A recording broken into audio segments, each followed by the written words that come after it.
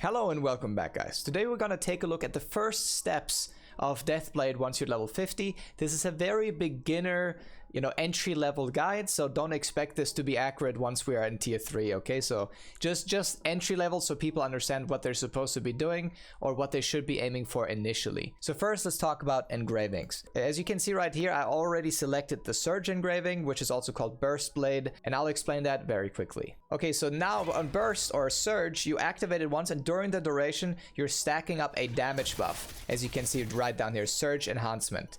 The higher this is, the more damage your second activation of your identity will be. So depending on how many stacks that you have, up to 20, you can do a really high amount of damage. So most of the build is like spec'd around getting as many stacks as possible. As you can see, I have 20 stacks. I activate it now, and it does big burst damage. But on top of that, if you have 20 stacks, or depending on the stacks, you'll also get your identity recovered again. So you can have activated again instantly, and you can basically have it permanently up. Remaining energy, on the other hand, is a way more consistent damage output, because the moment you actually activate the second part of your identity, you get a buff.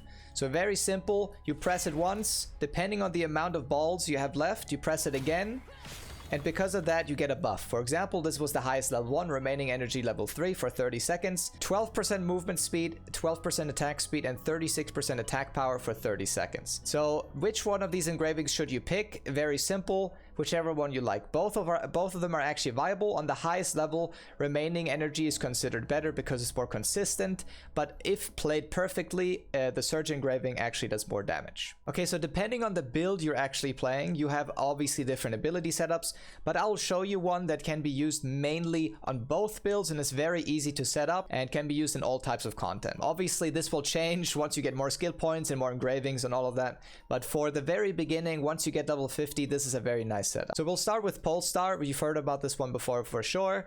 This setup can go either weak point detection or orb control. Both are fine depending on how much specialty you have. This is really nice too. Very simple, very straightforward. AoE and also pretty decent damage for a single target.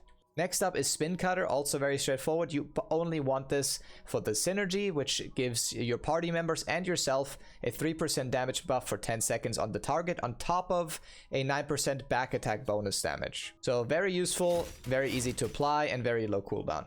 Next up is Earth Cleaver. You can even run this only on 4 points. You can even run this with more stagger level if you want to.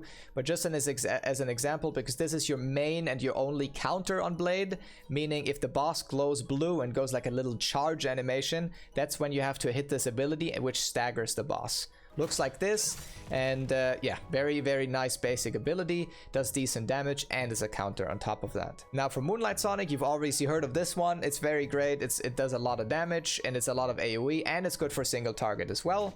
So as always, I mean, this is just the most basic cookie cutter ability in the game, and it's super good. Next up is Maelstrom, and this one you definitely want to have on 7 points now, because not only does this buff your other identity ability gain, but also on top of that gives your party movement speed buff and attack speed buff, which is obviously very useful. And then for a Blitz Rush, this one you can honestly change however you want. You could go wide angle, you could go charge enhancement, but Shadow Rush in the beginning especially is just very nice. It's just a nice raid filler ability for all types of content, depending on which attributes you take. It does good damage, you can spec into AoE, and for both Chaos Dungeon, Guardian raids, and all types of target selection is good damage. And last but not least will be Void Strike. You unlock this ability once you finish the Shoeshire questline.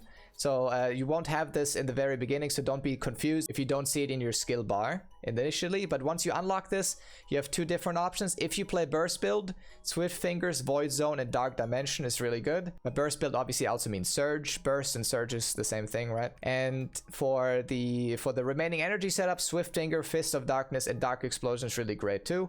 Also, one more quick honorable mention, Soul Absorber on 10 points.